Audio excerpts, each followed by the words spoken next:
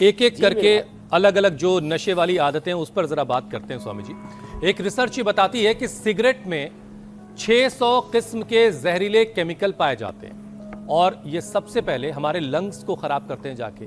स्वामी जी, हम प्राणायाम शो के आखिर में तो करेंगे, लेकिन प्राणायाम के अलावा लंग्स को हेल्दी बनाने के लिए कौन कौन से अभ्यास किए जा सकते हैं और आयुर्वेदिक उपाय क्या हैं जिससे लंग्स जो है वो हेल्दी रहे? दौड़ लगाना, रनिंग करना, भुजंग आसन करना, जो अभी हम थोड़ी देर पहले कर रहे थे, भुजंग आसन और भस्त्रिका प्राणायाम,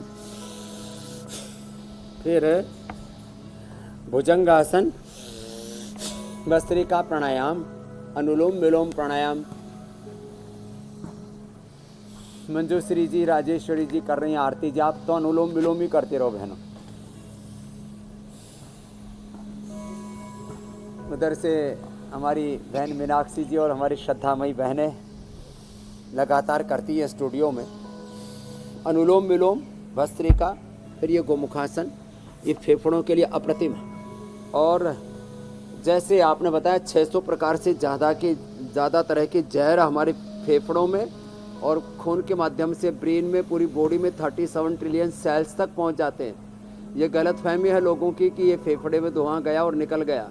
ये 37 ट्रिलियन सेल्स, एक एक genes, chromosomes, RNA, DNA, protein, phosphorylation, हमारे एक एक सेल के सूक्ष्मतम इकाई तक ये नशा पहुंचता है।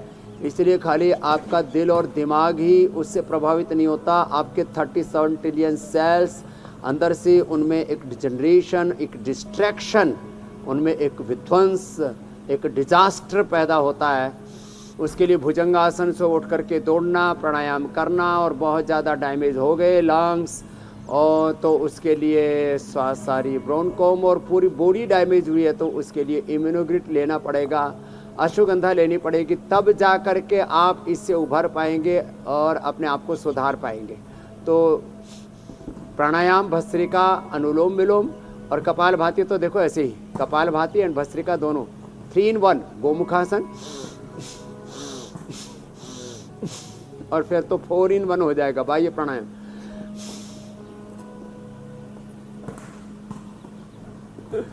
तो अब नशा छूटेगा, अब नशा ही घुटना टेकेगा, नशा दम तोड़ेगा, नशा को खदेड़ना, भगाना है, हटाना है इसको, ये योग कराता है।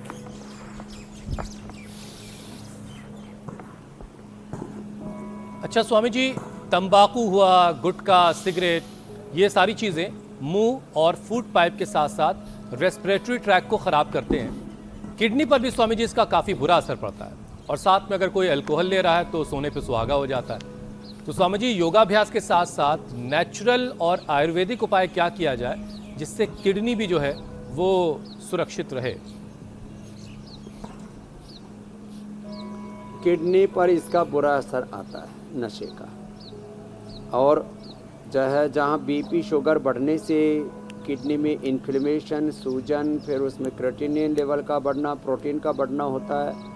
उसके लिए हम नीम पीपल के पत्तों का रस, कपालभाति, रिनोग्रिट और लौकी की सब्जी और बस जौ की आटे की रोटी। बात तो छोटी सी, लेकिन जिनका 8 से लेकर के 18 तक क्रेटिनिन लेवल बढ़ा हुआ था, और श्रुतिका जी आई थी तब उन्होंने देखा भी था कि 8 भी क्रेटिनिन था, उनका हमने नॉर्मल कर दिया है, 1 पर आ गया क्रेटिनिन।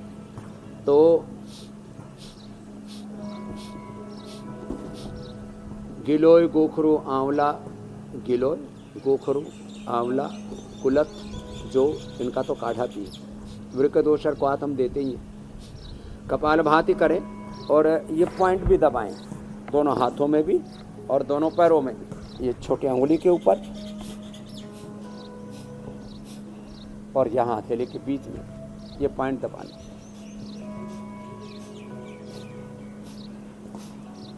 यहाँ से यहाँ से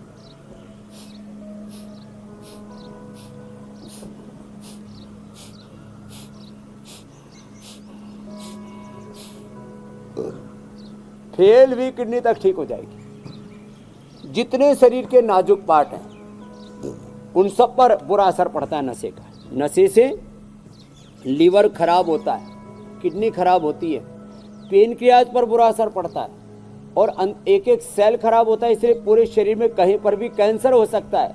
ये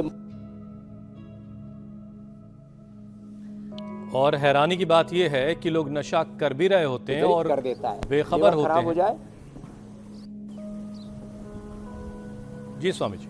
उसके लिए लिवोग्रिट, लिवामृत लें, सर्वकल्प का काढ़ा पिए, भूमि आंवला, पुनर्नवा, मकोई का रस पिए, कपालभाति करें, लिवर भी ठीक हो जाएगा मेरे भाई। ये बात बिल्कुल और कुमारिया सव, पुनर्नवा, और ये द्राक्षा सव तो सभी प्रकार के नशे से भी बताता है, हार्ट, ब्रेन और पाचन तंत्र को अच्छा करता है मेरी बहन मीनाक्षी जी।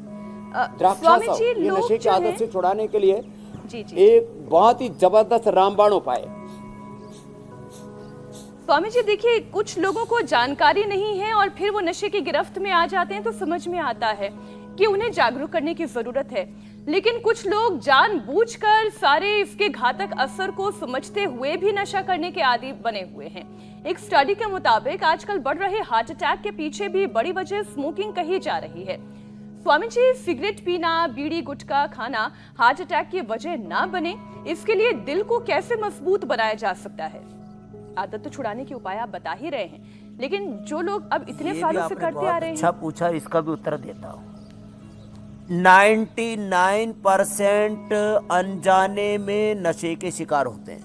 बचपन में, जवानी में, खास करके 8 से 18 के बीच की जो उम्र होती है ना, इस समय उनको टारगेट करते हैं। अरे एक बार कस लगा करके देख ले, एक बार सिगरेट पी करके देख, एक बार बियर पी के देख, एक बार वाइन पी के देख, ये तो अंगूर का रस है, बियर तो ये तो जो का ही, बारले का ही तो रस है और कुछ नहीं है।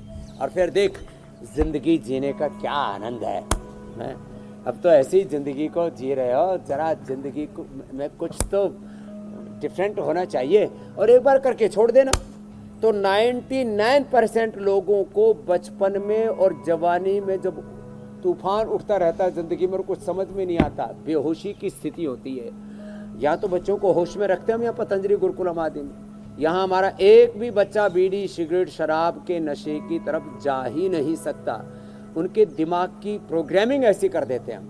लेकिन 99% लोग 8 से 18 के बीच में इसकी गिरफ्त में आते हैं। इसलिए सब माता पिता से हाथ जोड़ के प्रार्थना करूंगा, बच्चे आपने पैदा किए, ये मत सोचे कि स्कूल, कॉलेज, यूनिवर्सिटी आपके बच्चों को संभालेंगे, सरकारें आपके बच्चों को संभालेंगी, समाज आपके बच्चों को संभालेगा। जिन इंस्टीट्यूशंस में वो काम कर रहे हैं वहाँ उनको अच्छी शिक्षा दीक्षा देंगे, सबकी जिम्मेदारी है। लेकिन 99% आपकी जिम्मेदारी है।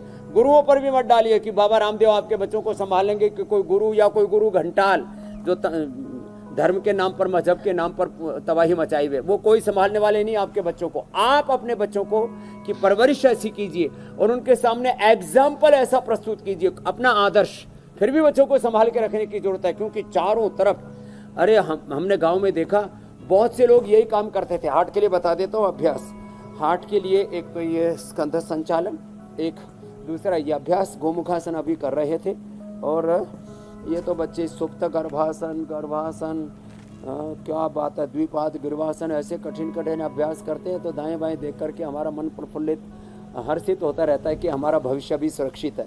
बाकी हार्ट के लिए हृदयामृत, खाली पेट कार्डियोग्रिट, और खाने के बाद हृदयामृत, अर्जुनारिष्ट, अर्जुन घनवटी, ये सब दे देते हैं। अर्जुन की छाल, दालचीनी पिला देते हैं। चाहे कोलेस्ट्रॉल बढ़ा हुआ, चाहे उसमें ट्राइग्लिसराइड बढ़ा हुआ, चाहे हार्ट के अंदर ब्लॉकेज हो, चाहे इंजेक्शन इन्फेक्शन कम हो गया हो, हार्ट की नसें कमज़ोर पड़ गई हो, दिल कमज़ोर है, हाँ, तो ये अच्छा हो जाता है। ये पॉइंट और दबा देते हैं। दाएं तरफ मैं लीवर का बता रहा था, बाएं तरफ ये हार्ट का पॉइंट है। हार्ट के ऊपर बहुत बुरा असर होता है। और अर्जुनारिष्ट और द्राक्षासव दोनों मिला करके पी लेना। ये तो द्राक्षासव रहा, और फिर ये इधर अर्जुनारिष्ट, और एक एक करके जिस अंग पर, मस्तिष्क पर बुरा असर पड़ता है तो अश्वगंधारिष्ट, सारस्वतारिष्ट, पेट पर बुरा असर पड़ता है तो पुनर्नवारिष्ट, कुमारियासव। जो लेडीज पीती हैं उनके गर्भाशय और पूरे प्रजनन तंत्र पर बुरा असर पड़ता है तो दशमूलारिष्ट। ये सब आसवरिष्ट आज हमने इसीलिए सजाया हुआ है। ये कोई दारू की दुकान नहीं है, ये कोई बाबा बियर नहीं है, बाबा वाइन नहीं है।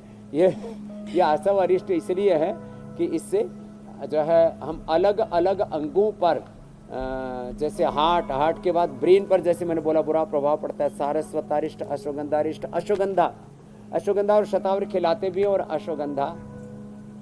अश्वगंधा का कैप्सूल भी दे देते हैं। तो ये एक एक अंग पर, बहुतों को तो नशे के बाद ना हाथ ऐसे कांपने लगते हैं, बॉडी पर, ब्रेन पर उनका कंट्रोल ही नहीं रहता, बहुत बुरी हालत हो जाती है।